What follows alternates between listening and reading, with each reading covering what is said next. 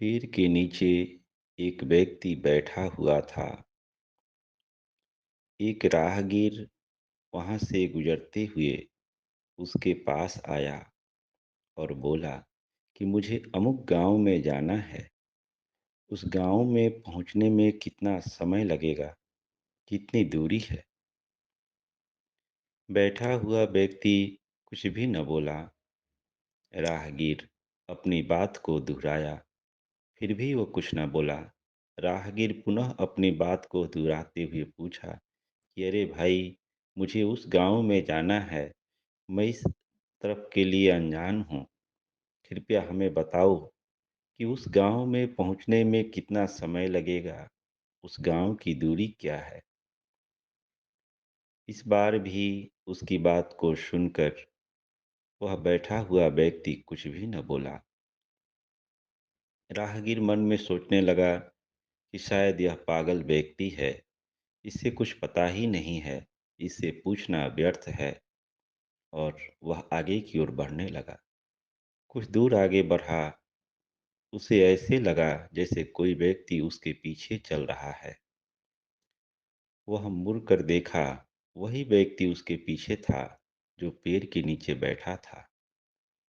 राहगीर फिर उससे पूछ बैठा कि अरे भाई, क्या तुम्हें भी उसी गांव में जाना है जो तुम मेरे पीछे चल रहे हो? इस बात पर भी वह कुछ न बोला। राहगीर रुका। वह भी रुक गया। राहगीर पुनः बोला कि भाई, बात क्या है? मैं तो तुमसे उस गांव की दूरी पूछ रहा हूँ। उस गांव में पहुंचने में कितना समय लगेगा, मैं तुमसे पूछ रहा हूँ। और तुम कुछ बोल ही नहीं रहे हो। तो फिर मेरे साथ क्यों चल रहे हो? वह व्यक्ति फिर भी कुछ न बोला। राहगीर सोच में पड़ गया। ये अजीब इंसान है। मैं चलता हूँ तो मेरे पीछे चलता है। मैं रुक जाता हूँ तो रुक जाता है। मेरे बार बार पूछने पर भी यह कोई उत्तर नहीं देता है। ये कैसा पागल इंसान है? लेकिन अब राहगीर उससे पूछना छोड़ दिया। बस वह आगे की ओर बढ़ने लगा। आगे बढ़ता था और फिर मुड़कर पीछे देखता था। वह व्यक्ति उसका पीछा ही कर रहा था। वह कभी घबराता भी था, कभी भयभीत भी होता था कि पता नहीं यह व्यक्ति मेरे साथ चलकर क्या करेगा। लेकिन बार बार पूछने पर भी जब वह कुछ भी नहीं बोला, तो फिर वह समय पर छोड़ दिया।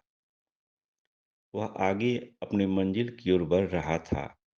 तभी अचानक वह व्यक्ति उस राहगीर के कंधे पर हाथ रखा और बोला कि भाई, उस गांव की दूरी यहाँ से 10 किलोमीटर है और वहां पहुंचने में तुम्हें 50 मिनट लगेंगे।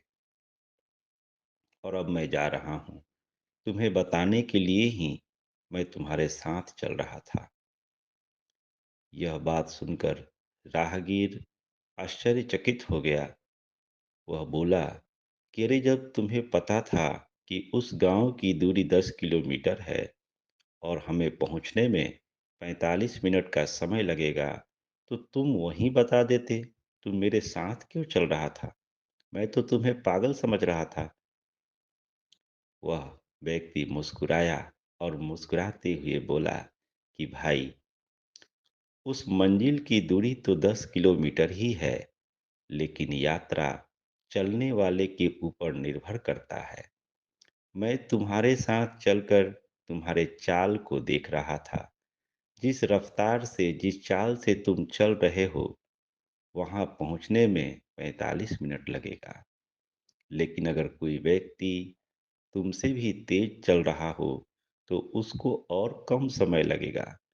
और कोई व्यक्ति कुछ दूर चलकर और रास्ते में ही बैठ बैठ जाए और आगे एक कदम भी नहीं बढ़ाए, तो वह जीवन भर बैठा रह जाएगा। वह अपने मंजिल तक पे कभी नहीं पहुंच सकता है। मित्रों, वास्तव में यह बात बेहद सत्य है।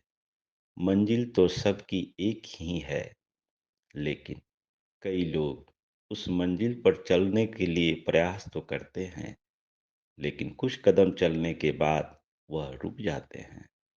कुछ है कि निरंतर प्रयास करते रहते हैं और मंजिल पर पहुंच जाते हैं। तो मंजिल की दूरी सबकी एक जैसी होते हुए भी पहुंचने का समय उनके रफ्तार पर निर्भर करता है, और यह हर एक कार्य में लागू होता है। आप अपने मंजिल को स्वयं तय करें कि आपको कितने समय में पहुंचना है। यह मंजिल का निर्णय आप अपने ही रफ्तार से निर्धारित कर सकते हैं। आप सबका मंगल हो, सबका कल्याण हो, सबका भला हो।